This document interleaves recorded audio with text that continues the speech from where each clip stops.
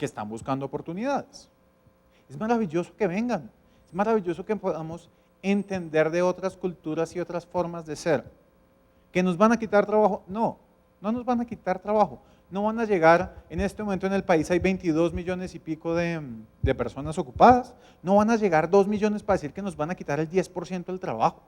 No, es una maravilla que vengan, que nos enseñen un poquito de muchas cosas, porque de hecho si hay una cosa que creo que nosotros estamos empezando a vivir, es lo que los venezolanos vivieron hace mucho tiempo.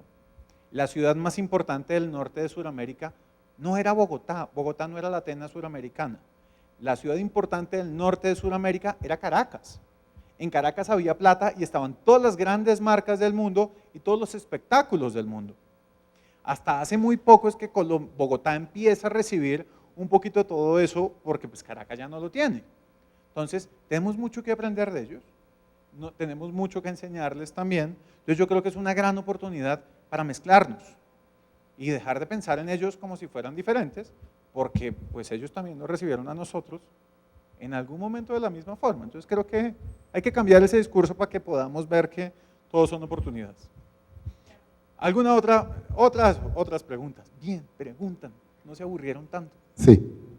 Dime, señor.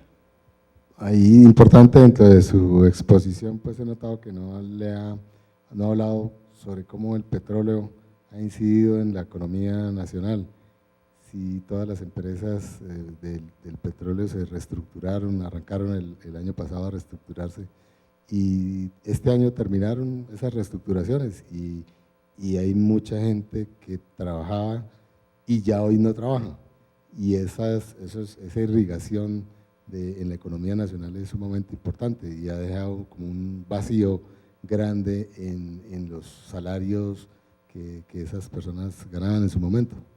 Sí, de acuerdo, el petróleo es uno de los grandes responsables de toda la disminución del gasto del año pasado y de hecho el gran responsable de la reforma tributaria que tuvimos en enero de este año. En 2013, por cuenta de las regalías que recibimos de petróleo, Colombia tuvo 33 billones de pesos que usó el gobierno a discreción. En 2016 fue cero. Entonces, ese hueco tenía que cubrirlo el gobierno de alguna forma e hizo la reforma tributaria. Entonces, nos pega muy duro. Nos pega muy duro además porque el petróleo es el 54% de las exportaciones de Colombia hoy. Y pues si bajó a la mitad el precio, pues se cayeron las exportaciones en un 25% inmediatamente. Sin embargo, la influencia de la disminución de los salarios se observó fundamentalmente en las ciudades relacionadas o muy relacionadas con el petróleo, Villavicencio, Yopal, Barranca Bermeja, que sufrieron grandes frenos de gasto, sobre todo en categorías relacionadas con consumo de hombres mayores, o sea, de hombres adultos, fueron las que más sufrieron. Sin embargo, en ciudades como Bogotá, eso no se sintió. No se sintió porque si bien son muchos, sin lugar a dudas, dentro de tanta gente que hay en esta ciudad, terminan siendo una tasa muy poquita, una población muy pequeña. Claro, lo que sí se ha visto es que mucha gente que antes tenía mucha plata, ahora tiene, ya no tanta, pero sigue siendo mucha. ¿A qué me refiero? Sé de casos donde señores que trabajaban para Ecopetrol se ganaban 27 millones de pesos y Ecopetrol los llama y les dice, venga, no me alcanza, le pago 12. Bueno, está bien, trabajo por 12. Entonces, lo que pasa es que hubo un ajuste porque creo que hubo un abuso con respecto a esa bonanza petrolera muy complicado en el país. ¿Sí? No sé si pude responder, pero lo intenté. Aquí pidieron la palabra. Respecto a comercio electrónico, puntualmente en el tema de calzado, ¿cómo va esa tendencia? Ok. El comercio electrónico, sin lugar a dudas, es un canal que viene desarrollándose en el país. Nosotros calculamos hoy que el total de gasto de los colombianos en comercio electrónico es cerca del 2.2%, mientras que Estados Unidos viene a ser como el 10% y Chile viene a ser el 5%. Somos uno de los países más lentos dentro de la región. Sin embargo, estamos entrando a la categoría moda dentro del proceso. ¿A qué me refiero? Históricamente en el comercio electrónico se empezaba por una categoría que normalmente era pasajes aéreos, después se entraba en entretenimiento, después de entretenimiento se entraba en tecnología, después de tecnología se entra a moda, después en artículos para el hogar y al final alimentos. Ahorita estamos en moda, estamos empezando a ver que la gente puede comprar cosas online. ¿Cuál es el rollo? Su merced, señorita, ¿sabe cuál es la talla de sus zapatos? ¿Sí? ¿Todas las tallas son iguales? Ese es el gran problema. Para comprar online yo necesito una estandarización y nosotros somos tan particulares que todos vendemos tallas diferentes. Entonces, si yo compro online, ¿qué compro? ¿Qué talla compro? Normalmente necesito primero ir al almacén, me los pruebo para después comprarlos online. Entonces estoy generando aún la necesidad de un punto de venta donde la gente pueda ir a probar, además porque a los colombianos nos encanta tocar. La mamá, uy, esto sí se ve de buenísima calidad, lo que piensan las mamás, para después empezar a ver si hay opciones de compra online. Lo que mejor está funcionando en eso son las marcas que tienen muy buen posicionamiento en la cabeza de los consumidores y que tienen muchos puntos de venta para que la gente las pruebe. O, por un lado, ese digamos que es el que más está creciendo, y por el otro, que son las oportunidades, son estas empresas muy pequeñitas que no tienen sino venta online, a través de redes sociales normalmente, que con el voz a voz han logrado hacer ciertas cosas. El problema es que en algún momento tendrán que dar un salto porque las redes sociales se terminan convirtiéndose en insuficientes y tienen el gran riesgo de que no tienen forma de sustentar muchas cosas. Entonces es una evolución, vamos en el camino, todavía estamos lentos, pero hay bonitas oportunidades, como para resumir lo que me estabas preguntando. Allá un señor lo pidió la mano, ya te... Apenas. Bueno, yo tengo una pregunta. Dime. Que me llama mucho la atención. ¿Por qué el país no es capaz de crear, cuando uno ve, por ejemplo, en el SENA y en las instituciones privadas, todo el mundo estudiando diseño, arquitectura, en fin, ¿por qué el país no es capaz de crear? ¿Por qué la gente, esta es una feria de moda, por qué la gente tiene tanto miedo a crear? ¿Dónde está la respuesta? ¿La tiene el sistema educativo? ¿Por qué la gente que está creando no es capaz de salirse del patrón? Inclusive, por ejemplo, en las hormas, estamos hablando de moda, tiene que aferrarse a copiar. ¿Dónde está este problema colombiano? Okay. ¿Dónde está? ¿En el sistema educativo? ¿En dónde? Sí, lo entiendo, voy a tratar de darle la vuelta. ¿A qué me refiero? Yo creo que en Colombia sí se puede crear. Y de hecho creo que hay un montón de gente que está creando. El problema es que las industrias que siguen pensando como hace 20 años, pues siguen haciendo lo mismo de hace 20 años. Entonces, la industria es paquidérmica en nuestro país, lastimosamente, no toda, mucha industria es paquidérmica y eso hace que sigan haciendo lo mismo. Y es replicando y replicando y replicando. Creo que el problema serio de la creatividad, donde creo que hay muy buenas cosas en el país, es que a veces creemos que la creatividad es suficiente para lograrlo todo. Se lo pongo de esta forma.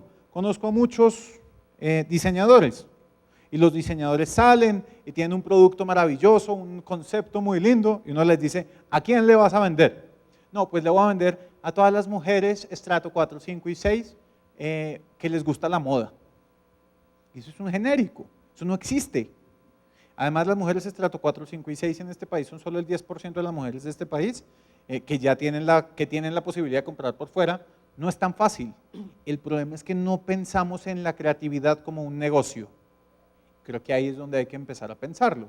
Hay muy buena creatividad, hay una gran industria. Hay que empezar a juntar la necesidad del soporte industrial para estos creativos y la necesidad de creativos para que la industria se dé cuenta que tiene que cambiar.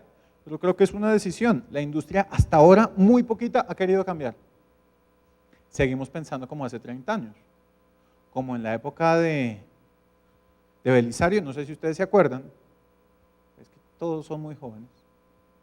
Cuando Belisario era presidente de la República, se sabía que se iba a hacer una apertura económica que pues, en ese momento no existía, y les dijo, yo voy a bajar los aranceles de toda la maquinaria para que ustedes compren maquinaria afuera y cuando haya apertura, pues estén preparados. Lo que hicieron los industriales colombianos fue irse a Estados Unidos a comprar maquinaria de segunda. Entonces llegaron aquí con maquinaria de segunda y cuando se abre el país y hay apertura económica, pues ya estaban lejos porque en términos comparativos estaban produciendo menos. Creo que es un asunto de eso, de que necesitamos cambiar la forma de pensar y empezar a ver que tenemos que apalancarnos en ambas esquinas, en el negocio industrial y en la creatividad como parte necesaria. Espero poder responder un poquito con eso. Aquí, ya voy, aquí, bien, después bien aquí adelante. Aló. Dime. Sí, buenas tardes. Estoy ubicado en Cúcuta, norte de Santander. Ok, Hace más o menos un año emprendí un negocio, una zapatería, una calle comercial, y quería saber qué me recomiendas, qué estrategia de mercado, porque obviamente, como todos saben, Cúcuta es una región que tiene una alta tasa de desempleo, informalidad, y pues realmente se ha visto golpeada pues por la problemática fronteriza. Obviamente el comercio también. Entonces, ahorita tengo esa interrogante. Lógicamente, sigo con el proyecto, pero ¿qué sería recomendable para afrontar este tipo de mercados o este tipo de regiones que tienen pues una tasa comercial no tan alta, ¿no? No una demanda tan alta? creo que es una pregunta muy difícil porque es demasiado específica. Creo que lo que podría responderte es, primero es muy importante que entiendas qué necesita tu consumidor y quién es. Y definas dentro de esos consumidores a cuál le vas a apuntar. Después de eso y de entenderlos, hay que construir una forma de valor para ellos.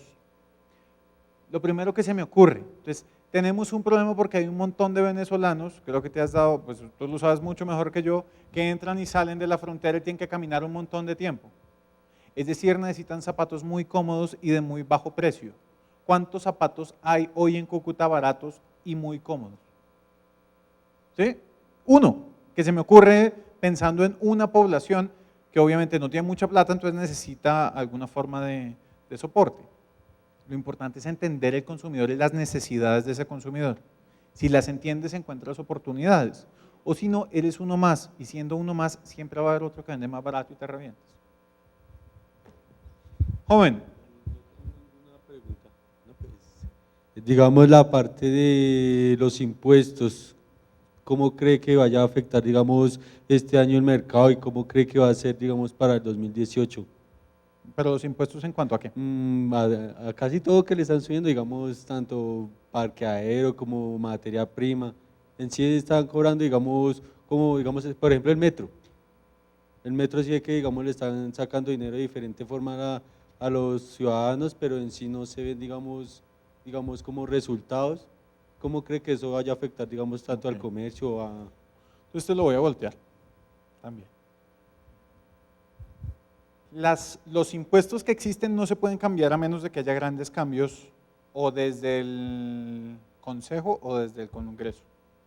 Y ahorita el Congreso no se va a meter a más cambios con la reforma tributaria y el Consejo tampoco porque está suficientemente emproblemado. No van a haber grandes cambios en términos de impuestos. Hay unos gravámenes que sí tienen que cambiar. Lo de los parqueaderos, por ejemplo. ¿Cuál es el problema de los parqueaderos? Los parqueaderos afectan únicamente a los que tienen carro. ¿Alguien sabe cuántos hogares de cada 100 en Colombia tienen carro? Un número de 1 a 100, ¿cuántos? 90 de cada 100, o muchos. 40. ¿Alguien da más? ¿Menos? 70-20. 13.7% de los hogares en Colombia tienen carro. Muy poquita gente tiene carro, solo afecta a algunos. Más bien, si logramos que el metro alguna vez funcione rápido, pues deberíamos permitir que la gente se mueva mejor y gaste menos. Transmilenio debería funcionar también para lo mismo, de otra forma porque debería meter a personas que no están dentro del sistema y les ahorraría tiempo. Los gravámenes no son malos, lo importante es que se usen bien. Entonces, no va a haber grandes cambios, no nos va a pegar muy duro el bolsillo, porque lo que nos tenía que pegar ya nos pegó este año. Entonces, lo que queda de este año y el próximo, no van a haber grandes saltos dentro de eso. Señor. Sí, observamos, Juan Diego, que en la exposición que mirábamos el cambio de los canales de distribución, ¿sí? Como Sí. decíamos, y eso genera una gran duda, porque uno dice, si uno mira las cifras de comercio, del comercio formal y de la industria, por lo menos de calzado de los industriales, uno ve una caída, ¿sí? Entonces lo que estamos mirando es una alta informalidad y un contrabando que es latente, o sea, hay una amenaza latente. Y digamos, yo lo que quería saber, si de pronto ustedes tienen un cálculo o un estimado acerca de este consumo, del consumo informal y del contrabando, porque si bien vemos que por reforma tributaria y todos los demás temas está aumentando, quiero saber qué estrategias o si hay un cálculo de contrabando en el país y de informalidad. No es posible. Y no es posible por una razón, y es que el contrabando está en todos los niveles socioeconómicos y en productos de todos los rangos de precio. Entonces, no es fácil entender ese asunto. El problema con eso termina siendo que evidentemente la gente migra o ha migrado por una cuestión de precios, por nada más. El problema de los precios es que ¿alguno de ustedes ha comprado jóvenes para sus novias o señoras madres, o para alguien, o las señoritas o damas en Santorini? ¿Botas? Cuando una mujer o un hombre compra zapatos en Santorini, le dan unas tapas, le añaden unas tapas. Lo que más se le daña a las mujeres dentro de los zapatos son las tapas de los tacones, y les dan unas tapas para que no se les dañen tan rápido. Si yo tengo un buen producto y un buen servicio postventa, tengo la posibilidad de competir fácilmente a pesar de los precios. El problema es que se nos olvida, durante mucho tiempo pensamos que nuestra industria, que la industria de los zapatos, terminaba la relación con el cliente cuando el man salía de la tienda. Y la verdad es que ahí empieza. Entonces, mecanismos hay muchos y hay que buscar es eso, entregarles valor, que es parte de lo que les he tratado de decir. Es imposible llegar a un cálculo. Pero si uno hace los números así por encima, ¿cuántos pares de zapatos producen en este país los industriales? 120 millones, ¿de esos cuántos exportan? ¿No alcanzamos los 2 millones? Hijo de madre, vamos bien. O sea, 120 millones. Bajo ese principio, podríamos estar hablando por ahí de un 30% de informalidad. Así por encima, pensándolo a cabeza caliente sin hacer muchos números. Calcula. 30. Entonces, continúo. Señor. Bueno, No, ya, por aquí. Dime. Dentro de todo ese panorama que nos ha venido comentando, ¿qué incidencia tiene este señor Uribe y Santos dentro de la economía o coyuntura económica actualmente y lo que se viene? Porque pues vemos que, o lo que yo veo en Twitter, en las redes sociales, allí pues se refleja mucho la parte negativa y positiva de los unos con los otros, casi el mismo resultado que se dio del plebiscito, y pues eso no dejó nada positivo para todos nosotros los que vivimos aquí en Colombia. Ok, yo creo que la polarización no le hace bien a nadie. Creo que ambas opciones, ambas esquinas, pensando en esquinas, han tomado posiciones irresponsables acusando a los otros. Creo que se han cometido un montón de errores. En la práctica, la ventaja es que nosotros como país hemos sido muy ortodoxos económicamente y no se ha permitido que la política interceda tanto dentro de la economía. Sin embargo, para la percepción de los hogares sí es muy duro, y más pensando en las expectativas en el corto plazo. Vamos a tener la misma guerra y cada vez peor de aquí hasta que lleguen las elecciones. Y probablemente apenas se acabe la primera vuelta, donde ninguno ganará, sino que llegaremos a la segunda, el país se romperá en dos. Pero pues ese fue el legado que nos dejaron los últimos 2 gobiernos. Es muy difícil bajarlos porque es un asunto de egos muy complicado de todas las esquinas. Entonces creo que lo mejor es empezar a tratar de buscar argumentos y no quedarnos en los titulares o en los tweets, que nos está pasando a todos. Todos nos quedamos con tweets o con titulares y no profundizamos. Si uno profundiza un poquito, por lo menos encuentra puntos medios. Creo que es lo único que uno puede tratar de hacer, porque más allá de eso, no vamos a lograr nada.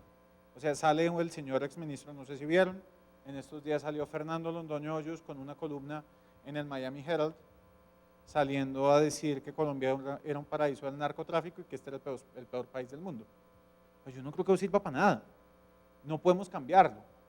Pero creo que sí es responsabilidad de nosotros y de nuestro círculo, por lo menos decir, venga, piénselo un poquito más y mire que no todo es blanco, no todo es negro, sino que uno puede encontrar cosas buenas en todas las esquinas. Creo que es lo único que puedo decirte al respecto. Joven. Buenas tardes, Juan Diego. Buenas tardes. En un enfoque más competitivo, ¿es posible que la falta de creatividad tenga relación con el déficit de educación que la industria le ofrece al cliente acerca del producto? En el calzado. Madre de Dios bendito. No creo. Yo creo que son problemas paralelos, pero no uno consecuencia del otro. La falta de educación de la industria al consumidor es completa en todos los sentidos, desde el punto básico de materiales hasta tendencias. No tenemos ni idea dentro del proceso, pero creo que el asunto de la creatividad, el problema es que no ha llegado a calar dentro de las necesidades del consumidor. Entonces creo que son dos procesos paralelos, que en algún momento se cruzan, pero no uno es consecuencia del otro. Creo que lo que tenemos que pensar es, de hecho, la creatividad debería permitir llegar más fácil al consumidor y enseñarle. Creo que ahí es donde tenemos que empezar a construir esas uniones que puedan hacer que la industria crezca más rápido. Pero no lo pienses como consecuencia porque siempre ha habido creatividad. El problema es que ha sido usada de formas diferentes. Entonces no podemos como meternos en ese punto. Señoras y señores, muchísimas gracias. Que tengan buena tarde, que pasen un muy buen fin de semana.